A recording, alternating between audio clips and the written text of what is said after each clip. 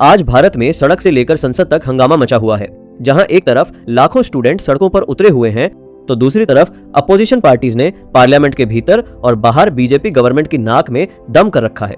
पिछले कई दिनों से पूरा देश नीट पेपर लीक और एजुकेशन मिनिस्टर धर्मेंद्र प्रधान के रेजिग्नेशन की मांग के मुद्दे पर उबल रहा था। इसका सबसे बड़ा रूप 20 जुलाई को दिल्ली के जंतर मंतर से संसद तक हुए प्रोटेस्ट में देखने को मिला, जब देश के अलग अलग स्टेट से इतनी भारी संख्या में स्टूडेंट्स दिल्ली पहुंचे कि पुलिस के हाथ पांव फूल गए, हालात बिगड़ते गए। पुलिस लाठी चार्ज पर उतर आई, कई स्टूडेंट्स बुरी तरह घायल हुए। बदले में प्रोटेस्टर्स भी वायलेंट होकर पुलिस और जर्नलिस्ट को निशाना बनाने लगे। इसके बाद यह प्रोटेस्ट दबने के बजाय और ज्यादा भड़क गया। दिल्ली के जंतर मंतर से उठी यह आवाज देखते ही देखते मुंबई, गोवा, पटना, चंडीगढ़ और बेंगलुरु समेत देश के कई शहरों तक फैल गई।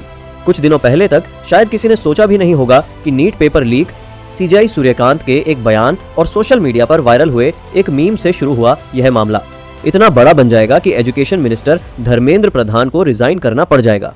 लेकिन आज सवाल सिर्फ प्रोटेस्ट या धर्मेंद्र प्रधान के रिजाइन का नहीं है, बल्कि सवाल यह है कि आखिर देश में ऐसा क्या हो रहा है कि भारत का वही जजी जिसे सोशल मीडिया की जनरेशन कहकर मजाक उड़ाया जाता है, आज इतनी बड़ी संख्या में सड़कों पर उतर आया है। क्या यह लड़ाई सिर्फ नीट पेपर लीक की रह गई है, या अब सवाल पूरे एजुकेशन सिस्टम या कहे देश की पूरी व्यवस्था पर खड़े हो चुके हैं? और अगर ऐसा है तो यह सब आखिर कहां जाकर रुकेगा? आइए शुरू से समझते हैं इस पूरे मामले को। इस पूरे आंदोलन की शुरुआत मई 2026 में हुई, जब देश की सबसे बड़ी मेडिकल एंट्रेंस एग्जाम नीट का पेपर लीक हो गया। एग्जाम से ठीक पहले एक गेस्ट पेपर वायरल हुआ, जिसके करीब 180 में से लगभग 150 सवाल असली क्वेश्चन पेपर से मिल रहे थे। इससे नेशनल टेस्टिंग एजेंसी NTA और सेंट्रल गवर्नमेंट पर दबाव इतना बढ़ गया कि गवर्नमेंट को नीट यूजी के एग्जाम को रद्द करना पड़ा और मामले की जांच CBI को सौंपनी पड़ी। लेकिन परीक्षा रद्द होने से देश भर में बवाल मच गया।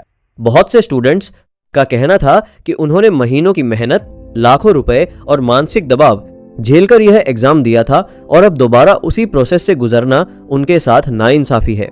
इसके बाद NTA ने 21 जून को री एग्जाम कराने का अनाउंसमेंट किया और स्टूडेंट्स का गुस्सा शांत हो सके उसके लिए दोबारा एग्जामिनेशन फी ना लेने की बात भी कही गई। लेकिन फिर भी मामला ठंडा नहीं हुआ।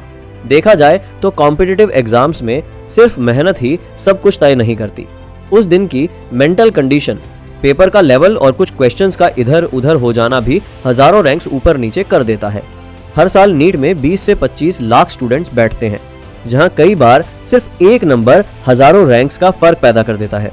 ऐसे में री एग्जाम का मतलब लाखों स्टूडेंट्स के लिए फिर से उसी मानसिक दबाव में लौट जाना था। यही वजह थी कि बहुत से स्टूडेंट्स काफी हताश हो गए और करीब 21 स्टूडेंट्स ने आत्महत्या कर ली। इससे एजुकेशन मिनिस्ट्री और NTA पर और भी सवाल उठने लगे। लेकिन तभी एक ऐसा बयान आया जिसने पहले से सुलग रही आग में पेट्रोल डालने का काम किया। 15 मई 2026 को सुप्रीम कोर्ट में एक सुनवाई के दौरान CJI सूर्यकांत ने कहा कि समाज में कुछ ऐसे लोग घुस आए हैं जो परजीवी की तरह काम करते हैं। कुछ युवा जिन्हें रोजगार नहीं मिलता, वो कॉकरोच की तरह हर जगह फैल जाते हैं और हर व्यवस्था पर बेबुनियाद हमले करते हैं। इस बयान ने सोशल मीडिया पर जबरदस्त विवाद खड़ा कर दिया। यहीं पर इस कहानी में अभिजीत दीपके की एंट्री होती है। पेशे से political communication strategist, journalism graduate और बॉस्टन यूनिवर्सिटी से पब्लिक रिलेशंस में मास्टर्स डिग्री हासिल कर चुके अभिजीत पहले आम आदमी पार्टी की सोशल मीडिया टीम और दिल्ली गवर्नमेंट के एजुकेशन डिपार्टमेंट के साथ भी काम कर चुके थे। उन्होंने सोशल मीडिया पर उबल रहे गुस्से को बहुत जल्दी भांप लिया। उन्होंने एक्स पर मजाक में एक पोस्ट लिखी कि क्या हो अगर सारे कॉकरोच एक साथ आ जाए। इसके साथ ही उन्होंने कॉकरोच जनता पार्टी यानी CJP के नाम से एक वेबसाइट, इंस्टाग्राम पेज और गूगल फॉर्म लॉन्च कर दिया। किसी ने नहीं सोचा था कि एक मीम के तौर पर शुरू हुई यह पहल कुछ ही दिनों में करोड़ों युवाओं के गुस्से का चेहरा बन जाएगी। कुछ ही दिनों के भीतर CJP के इंस्टाग्राम पर 22 मिलियन से ज्यादा फॉलोवर्स हो गए और इस मामले में उन्होंने देश की सबसे बड़ी पॉलिटिकल पार्टीज कांग्रेस और BJP को भी पीछे छोड़ दिया। सोशल मीडिया पर CJP एक आंदोलन की तरह फैलने लगी और उन्होंने सरकार की अकाउंटेबिलिटी के नाम पर एजुकेशन मिनिस्टर धर्मेंद्र प्रधान के इस्तीफे की मांग कर दी। लेकिन डिजिटल सपोर्ट और ग्राउंड प्रोटेस्ट में हमेशा फर्क होता है। इसलिए जब अभिजीत दीपकी अमेरिका से वापस भारत आए और अपने पार्टी मेंबर्स के साथ दिल्ली के जंतर मंतर पर धरने पर बैठे तो शुरुआती दिनों में ग्राउंड पर वैसी भीड़ दिखाई नहीं दी जैसी इंटरनेट पर दिख रही थी। लेकिन फिर इस आंदोलन में एक्टिविस्ट सोनम वांगचुक शामिल हुए और तस्वीर बदलने लगी। 28 जून को उन्होंने एजुकेशन मिनिस्टर के इस्तीफे की मांग करते हुए आमरण अनशन शुरू कर दिया। जैसे जैसे सोनम वांगचुक के हंगर स्ट्राइक के दिन बढ़ते गए वैसे सोशल मीडिया का सपोर्ट भी धीरे धीरे जंतर मंतर की सड़कों पर उतरने लगा। लेकिन इसी दौरान एक और चीज साफ दिखाई देने के लिए, हालांकि मदद पर अपना धारने का वांगचुक का या कुछ आर भारत एक सार भारत लगी, जो मंच नीट पेपर लीक और स्टूडेंट्स के मुद्दों के लिए तैयार किया गया था, वह धीरे धीरे राजनीति का केंद्र भी बनता जा रहा था। सीजेपी को कई अपोजिशन पार्टीज का खुला समर्थन मिलने लगा। इसके साथ ही कई लेफ्ट विंग ग्रुप्स और बीजेपी आरएसएस की विचारधारा का विरोध करने वाले संगठन भी इस आंदोलन का हिस्सा बनने लगे। उन्हें लग रहा था कि लंबे समय बाद बीजेपी गवर्नमेंट के खिलाफ इतना बड़ा माहौल बन रहा है, इसीलिए अलग अलग पॉलिटिकल और आइडियोलॉजिकल ग्रुप्स भी इस आंदोलन के साथ जुड़ने लगे। हालात ऐसे हो गए कि कई नेता स्टूडेंट्स के मुद्दे से हटकर अपने अपने राजनीतिक एजेंडे उठाने लगे। नेशनल कॉन्फ्रेंस के सांसद आगा सैयद रुहेला मेहंदी ने तो इस मंच से आर्टिकल 370 हटाए जाने का मुद्दा तक उठा दिया। लेकिन इन सबके बीच लगातार भूखे रहने की वजह से सोनम वांगचुक की तबीयत बिगड़ने लगी। उनका वजन तेजी से घटने लगा और सरकार पर दबाव बढ़ता चला गया। सरकार को अंदेशा था कि अगर सोनम वांगचुक की तबीयत और ज्यादा बिगड़ गई तो मामला उनके हाथ से निकल सकता है। इसलिए 18 जुलाई की सुबह दिल्ली पुलिस के दर्जनों जवान सिविल ड्रेस में जंतर मंतर पहुंचते हैं और सबकी आंखों के सामने सोनम वांगचुक को उनकी मर्जी के खिलाफ सफेद चादरों में लपेटकर जबरदस्ती उठाकर सफदरजंग हॉस्पिटल ले जाते हैं। सरकार को लगता है कि शायद इस कदम से आंदोलन ठंडा पड़ जाएगा, लेकिन होता इसका ठीक उल्टा है। जैसे ही सोनम वांगचुक को इस तरह उठाकर ले जाने वाले वीडियोस सोशल मीडिया पर वायरल होते हैं, वैसे ही लोगों में उनके लिए सिंपैथी और सरकार के इस रवैया के खिलाफ गुस्सा फूट पड़ता है। देखते ही देखते सोशल मीडिया पर सपोर्ट की बाढ़ आ जाती है। सरकार का एक फैसला पूरे आंदोलन को ऐसी रफ्तार दे देता है जिसकी कल्पना ना तो सरकार ने और ना ही खुद सीजेपी ने की थी।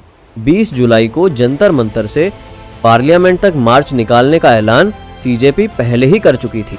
इसीलिए 20 जुलाई की सुबह होते होते देश भर से स्टूडेंट्स ट्रेन और बसों में सफर करके दिल्ली पहुंचने लगते हैं।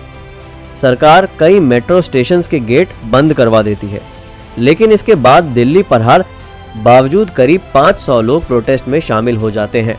यहाँ आने वाले लोगों में सीजेपी सपोर्टर्स और स्टूडेंट्स के अलावा हजारों वो लोग भी थे जो कई अलग अलग मुद्दों पर गवर्नमेंट और बीजेपी से नाराज थे और उन्हें इतने बड़े प्रोटेस्ट का हिस्सा बनकर गवर्नमेंट का विरोध करने का अच्छा मौका दिख रहा था। सरकार को भीड़ का अंदाजा था, लेकिन इतनी बड़ी भीड़ की उम्मीद शायद किसी ने नहीं की थी।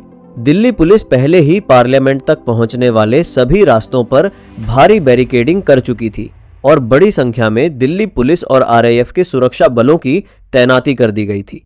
लेकिन भीड़ के पार्लियामेंट करती है। भीड़ दिल्ली पुलिस पर किसी कार में भारी बैरिकेडिंग लगातार बढ़ती जाती है।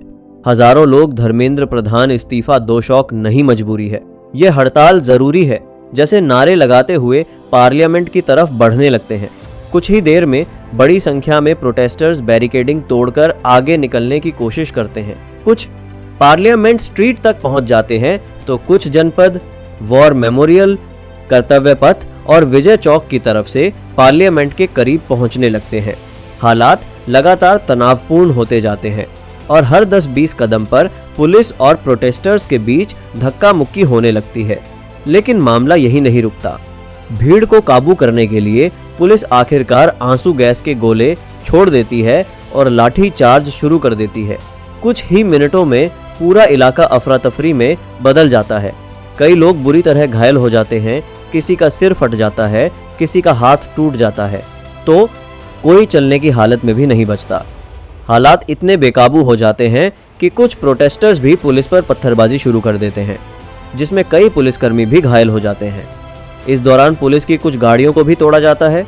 कुछ प्रोटेस्टर्स BRMI, DRMI मीडिया वालों से भी काफ़ी बदसलूकी से पेश आते हैं और कुछ के साथ मारपीट भी करते हैं। इस तरह यह पीसफुल प्रोटेस्ट वायलेंट हो जाता है। भीड़ अब सीजेपी के इशारे पर नहीं बल्कि अपने मन मुताबिक आगे बढ़ रही थी। इतनी भारी भीड़ को देख सरकार भी बातचीत की पेशकश करती है और health minister JP Nadda CJP के सौरव दास और आशुतोष रांका से मुलाकात करते हैं, लेकिन इस मीटिंग का कोई आउटकम नहीं निकलता। ऐसे में यह प्रोटेस्ट जारी रहता है और हॉस्पिटल में भर्ती सोनम वांगचुक भी अपना अनशन जारी रखते हुए पुलिस की लाठीचार्ज की खुलकर आलोचना करते हैं। इधर सोशल मीडिया पर जैसे जैसे पुलिस की लाठीचार्ज के वीडियोस वायरल होने लगते हैं, वैसे वैसे पूरे देश में लोगों का सरकार और पुलिस के खिलाफ गुस्सा और बढ़ता जाता है। जो नाराजगी पहले सिर्फ एजुकेशन मिनिस्टर तक सीमित थी, वह अब पूरी सेंट्रल गवर्नमेंट की तरफ मुड़ने लगती है। डरकर पीछे हटने के बजाय स्टूडेंट्स और सीजेपी सपोर्टर्स पहले से भी ज्यादा संख्या में दोबारा जंतर मंतर पहुंचने लगते हैं। लेकिन 20 जुलाई की रात होते होते यह प्रोटेस्ट और भी वायलेंट हो। वह अब 12वीं संबर्ती सम्मान एक दरकर भी वायलेंट के पूरी संबर्ती सोरंतर मंतर मैटर करते हैं जाता है। रात में कुछ लोग अलग अलग जगहों पर अकेले पड़ गए पुलिसकर्मियों को घेर कर उनकी पिटाई करने लगते हैं। ऐसी कई घटनाएं सामने आती हैं जिसके बाद माहौल और भी खराब हो जाता है। लेकिन इस दौरान इस आंदोलन को सोशल मीडिया पर काफी सपोर्ट मिल रहा था, जिस वजह से यह आंदोलन दिल्ली के अलावा गुजरात, मुंबई, बिहार, उत्तर प्रदेश, वेस्ट बंगाल, गोवा समेत देश के कई राज्यों और शहरों तक फैल जाता है। हर जगह सिर्फ एक ही मांग गूंज रही होती है कि सरकार अकाउंटेबिलिटी तय करें और एजुकेशन मिनिस्टर धर्मेंद्र प्रधान इस्तीफा दें। जो अपोजिशन पार्टीज अब तक चुप थी, उन्हें भी इस मुद्दे को गर्म होता है। देख अपनी राजनीतिक रोटियां सेकने का अच्छा मौका नजर आता है। ऐसे में राहुल गांधी और अखिलेश यादव समेत कई बड़े अपोजिशन लीडर्स पहले पार्लियामेंट में सरकार और पुलिस की कार्रवाई पर तीखा हमला बोलते हैं, जिससे सदन में जमकर हंगामा होता है। इसके बाद विपक्ष के नेता प्राइम मिनिस्टर रेजिडेंस के पास धरने पर बैठ जाते हैं। कुछ देर बाद पुलिस उन्हें भी बलपूक हटाकर गाड़ियों में बैठाकर ले जाती है। इस तरह ये पूरा आंदोलन केवल स्टूडेंट का ना रहकर पॉलिटिकल हो जाता है और इतिहास गवाह है कि जब जब कोई आंदोलन पॉलिटिकल होता है, वो आंदोलन अपना मकसद खोकर भटक जाता है। लेकिन इस दौरान जहां अभिनेता और अलग अलग क्षेत्रों की बड़ी हस्तियां भी सोशल मीडिया पर स्टूडेंट्स का सपोर्ट और पुलिस एक्शन को क्रिटिसाइज कर रही थी, तो वहीं एक्टिविस्ट अन्ना हजारे भी प्राइम मिनिस्टर नरेंद्र मोदी को लेटर लिखते हैं कि किसी मंत्री का इस्तीफा लेने से सरकार में सवाल है कमजोर नहीं होती, बल्कि इससे पूरे प्रशासन को अकाउंटेबिलिटी का मैसेज जाता है। लेकिन इसके बावजूद कोई भी इस्तीफा नहीं होता। सबसे बड़ी हारनी तो ये है कि धर्मेंद्र प्रधान खुद 1997 में उड़ीसा में हुए एक पेपर लीक के खिलाफ करीब 1597 में स्टूडेंट्स के साथ सड़कों पर उतरे थे और उस आंदोलन के दौरान पुलिस लाठीचार्ज में घायल भी हुए थे। लेकिन 29 साल बाद जब वह खुद देश के एजुकेशन मिनिस्टर थे, तो लगातार हुए पेपर लीक्स के बाद उनके इस्तीफे की मांग को लेकर स्टूडेंट्स को लाठियां खानी पड़ी। इसके बावजूद उन्होंने अगले 5 दिनों तक इस्तीफा नहीं दिया। देखा जाए तो भारत के राजनीतिक इतिहास में ऐसे कई एग्जाम्पल मौजूद है जहां नेताओं ने नैतिक जिम्मेदारी लेते हुए खुद अपने पद छोड़ दिए। 1956 के एरियालू रेल एक्सीडेंट के बाद लाल बहादुर शास्त्री ने रेल मिनिस्टर के पद से इस्तीफा दे दिया था। 1993 में इंडियन एयरलाइंस प्लेन क्रैश के बाद माधवराव सिंधिया ने सिविल एविएशन मिनिस्टर का पद छोड़ दिया था। वहीं 1999 में गैसल रेल एक्सीडेंट के बाद नीतीश कुमार ने भी रेलवे मिनिस्टर रहते हुए इस्तीफा दे दिया था। अगर धर्मेंद्र प्रधान भी पहले ही इस्तीफा दे देते तो शायद लोगों का गुस्सा इतना ज्यादा ना बढ़ता। हालांकि सच यह भी है कि जैसे नीतीश कुमार के रेलवे मिनिस्टर के पद से रेजिग्नेशन देने के बाद ट्रेन एक्सीडेंट्स बंद नहीं हुए, वैसे ही एजुकेशन मिनिस्टर का इस्तीफा भी पेपर लीक की समस्या खत्म नहीं कर सकता। इससे अकाउंटेबिलिटी तो तैयार कर और मिलवर का 200-200 तेला होती है, लेकिन असली समस्या कहीं ज्यादा गहरी है। इस बीच सरकार पर चौतरफा दबाव बनने के बाद आखिरकार प्राइम मिनिस्टर नरेंद्र मोदी को सामने आना पड़ा और उन्होंने सोशल मीडिया के जरिए अपनी बात रखते हुए फास्ट ट्रैक कोर्ट के जरिए कार्रवाई का भरोसा दिलाया। लेकिन युवाओं का गुस्सा इससे भी शांत नहीं हुआ। तेईसा मिनसे में इसके बाद इल्लीपाड़ जुलाई को सरकार ने बातचीत का भरोसा देकर सोनम वांगचुक की हंगर स्ट्राइक तो खत्म करवा दी, लेकिन सीजेपी स्टूडेंट्स और विपक्ष धर्मेंद्र प्रधान के इस्तीफे पर डटा रहा। प्रोटेस्टर्स की तरफ से लगातार दिल्ली समेत पूरे देश में 20 जुलाई जैसे प्रोटेस्ट का ऐलान भी किया जाने लगा। ऐसे में सरकार को समझ आ गया कि अगर उनकी बात नहीं मानी गई तो मामला अब और ज्यादा बढ़ जाएगा। चारों तरफ से बन रहे दबाव को देखते हुए आखिरकार 25 जुलाई 2026 को धर्मेंद्र प्रधान ने एजुकेशन मिनिस्टर के पद से रिजाइन कर दिया। यह प्रोटेस्ट कर रहे लोगों के लिए एक बड़ी जीत है, लेकिन देखा जाए तो आज का यूथ पेपर लीक, रिक्रूटमेंट में सालों की देरी, बढ़ती बेरोजगारी और गवर्नमेंट डिपार्टमेंट्स में फैले करप्शन को एक ही प्रॉब्लम की अलग अलग कड़ियां मानने लगा है। यही वजह है कि बहुत से लोगों का गुस्सा अब किसी एक मंत्री तक सीमित नहीं रह गया है, बल्कि उनके लिए यह लड़ाई पूरे सिस्टम की अकाउंटेबिलिटी की लड़ाई बन चुकी है। देखा जाए तो ऐसा पहली बार नहीं है जब करप्शन के खिलाफ इतनी संख्या में लोग सड़कों पर उतरे हो। साल 2011 में कांग्रेस गवर्नमेंट के दौरान एक के बाद एक कई बड़े करप्शन स्कैम सामने आने के बाद सोशल एक्टिविस्ट अन्ना हजारे दिल्ली के रामलीला मैदान में आमरण अनशन पर बैठ गए थे। देखते ही देखते यह आंदोलन पूरे देश में फैल गया था और जनता का दबाव इतना बढ़ गया कि आखिरकार सरकार को झुकना पड़ा और करप्शन पर लगाम लगाने के लिए जन लोकपाल बिल लाकर लोकपाल की नियुक्ति करनी पड़ी। इसी आंदोलन के बाद देश में बदलाव की एक नई उम्मीद जगी। साल 2014 में करप्शन मुक्त भारत हर युवा को रोजगार और अच्छे गवर्नेंस जैसे बड़े बड़े वादों के साथ बीजेपी लेड एनडीए भारी बहुमत से केंद्र की सत्ता में आई। वहीं अन्ना हजारे आंदोलन से निकले अरविंद केजरीवाल ने अपने साथियों के साथ मिलकर आम आदमी पार्टी आप बनाई और उन्हें भी जल्द ही दिल्ली की कुर्सी मिल गई। दोनों पार्टियों ने दावा किया था कि वह देश से करप्शन को जड़ से खत्म करेंगे, लेकिन एक दशक से भी ज्यादा समय गुजर जाने के बाद सवाल आज भी वही खड़ा है, क्या करप्शन खत्म हो गया? अगर ऐसा हुआ होता तो आज पेपर लीक देश का सबसे बड़ा मुद्दा ना बनता। ऐसे में सवाल यह भी है कि जिस तरह स्टूडेंट्स की एड में सीजेपी के फाउंडर अभिजीत दीपके और इस पार्टी के दूसरे नेता अपनी राजनीतिक छवि बनाने में लगे हुए हैं, कल अगर वह एक्टिव पॉलिटिक्स में आते हैं तो क्या आज जिस शिद्दत के साथ स्टूडेंट्स के मुद्दे उठा रहे हैं, सत्ता में आने के बाद भी उसी ईमानदारी से उनके हित में काम कर पाएंगे? क्योंकि हर बड़े आंदोलन से नए नेता जन्म लेते हैं, लेकिन सिस्टम का हिस्सा बनने के बाद कई बार वही नेता उसी करप्ट सिस्टम का हिस्सा बन जाते हैं। चाहे जेपी आंदोलन से निकले लालू यादव और मुलायम सिंह यादव हो या फिर अन्ना हजारे आंदोलन से निकले अरविंद केजरीवाल, समय के साथ इन सभी पर करप्शन के आरोप लगे हैं। लालू यादव को तो फोडर स्कैम के मामले में कई सालों तक जेल की सलाखों के पीछे रहना पड़ा। लेकिन अगर देखा जाए तो असल समस्या सिर्फ पेपर लीक नहीं है, समस्या उस एजुकेशन सिस्टम की है जो करोड़ों युवाओं को डिग्री तो देता है लेकिन स्किल नहीं देता, और अगर स्किल मिलती भी है तो एम्प्लॉयमेंट की कोई गारंटी नहीं होती। देश में हजारों गवर्नमेंट स्कूल्स हैं, लेकिन वहां एजुकेशन का लेवल इतना गिरा हुआ है कि मिडिल क्लास का एक सामान्य परिवार भी अपने बच्चों को वहां पढ़ाना नहीं चाहता। कई जगह टीचर्स वेल क्वालिफाइड नहीं है और जो क्वालिफाइड है भी उनमें से कई पढ़ाना ही नहीं चाहते। भारत में हर 4 में से 1 सरकारी टीचर बच्चों को पढ़ाने पहुंचता ही नहीं, जबकि सैलरी पूरी उठाता है। जब सरकारी अधिकारियों की नाक के नीचे बिना काम किए सैलरी बांटी जाएगी तो वही लापरवाही और करप्शन धीरे धीरे पूरे एजुकेशन सिस्टम में फैलना तय है। इसके अलावा गवर्नमेंट स्कूल्स और उनमें पढ़ने वाले बच्चों की संख्या लगातार घटी है, जबकि दूसरी तरफ प्राइवेट स्कूल्स और कॉलेजेस का कारोबार तेजी से बढ़ा है।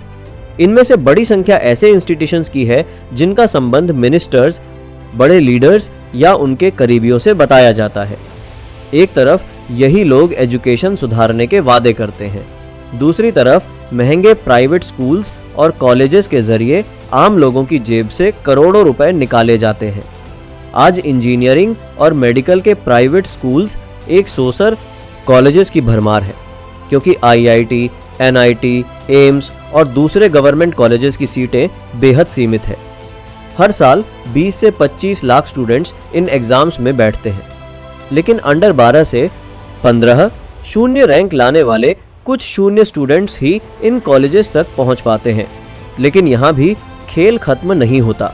ऐसी खबरें लगभग हर साल सामने आती रही हैं कि जेई, एडवांस और नीट जैसे एग्जाम्स के पेपर्स लाखों रुपए लेकर अमीर परिवारों तक पहुंचाए जाते हैं, ताकि गला साफ करने की आवाज उनके बच्चे अच्छी रैंक लाकर इन कॉलेजेस में एडमिशन ले सके।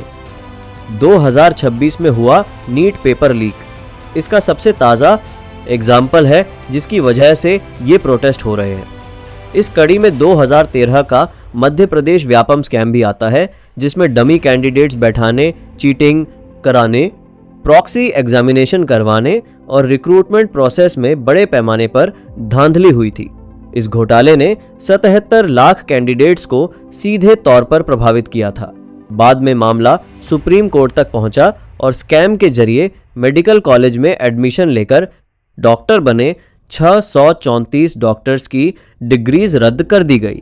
जरा सोचिए, यह तो सिर्फ वो डॉक्टर्स थे जो पकड़े गए, लेकिन जो कभी पकड़े ही नहीं गए वो आज देश के अलग अलग हॉस्पिटल्स में किस तरह का इलाज कर रहे होंगे। यही वजह है कि पेपर लीक सिर्फ किसी 200 आज भारत है एक एग्जाम का मुद्दा नहीं है। यह पूरे एजुकेशन सिस्टम में फैले उस करप्शन की निशानी है जिसने मेहनत की जगह पैसों को और काबिलियत की जगह पहुंच को खड़ा कर दिया है। साल 2014 से 2026 के बीच भारत में करीब 150 कॉम्पिटिटिव एग्जाम्स के पेपर लीक हो चुके हैं। यह आंकड़ा बताता है कि चाहे किसी भी पॉलिटिकल पार्टी की सरकार हो, सेंट्रल गवर्नमेंट और अलग अलग स्टेट गवर्नमेंट्स पेपर लीक माफियाओं पर लगाम लगाने में नाकाम रही है। इन मामलों में एफआईआर तो दर्ज होती है, लेकिन सजा बहुत कम लोगों तक पहुंचती है। नतीजा यह होता है कि माफियाओं का हौसला हर साल और बढ़ता जाता है।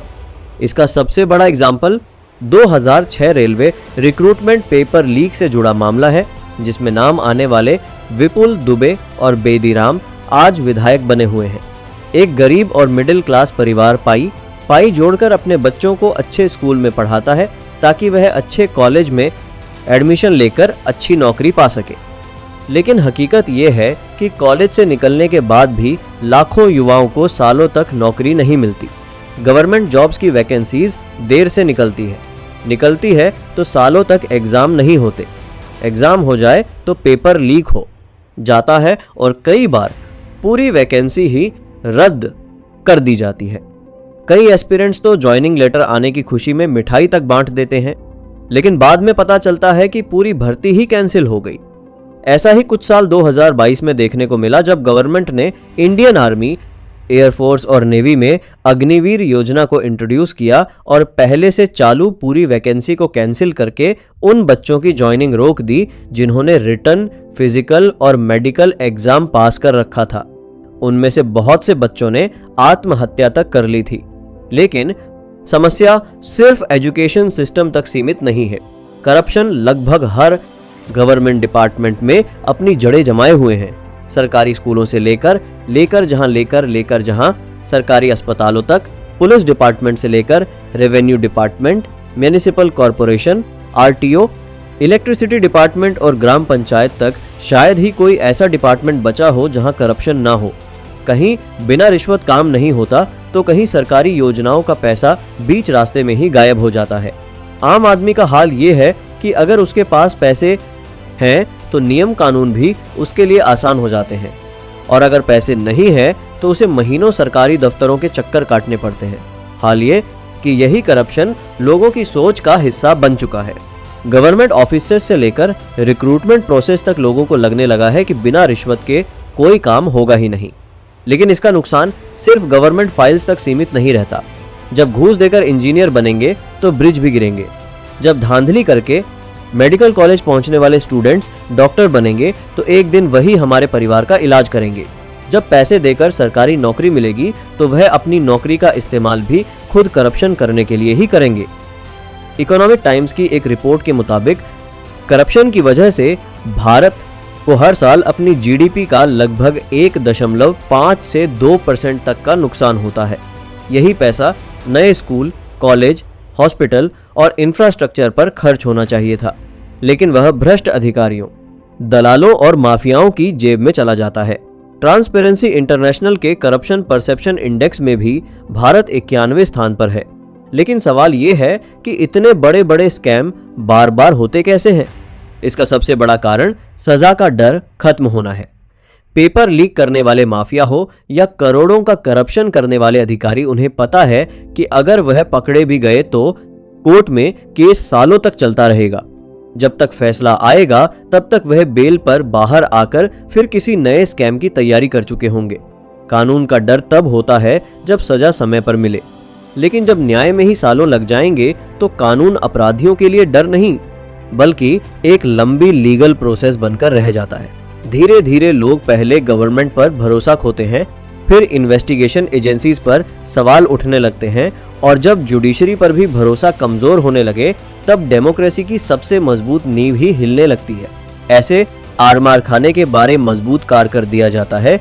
मैं आज देश में गुस्सा सिर्फ नीट पेपर लीक को लेकर नहीं है, यह गुस्सा उस पूरे सिस्टम के खिलाफ है जिसने धीरे धीरे करोड़ों युवाओं के भविष्य को अंधेरे में धकेल दिया है।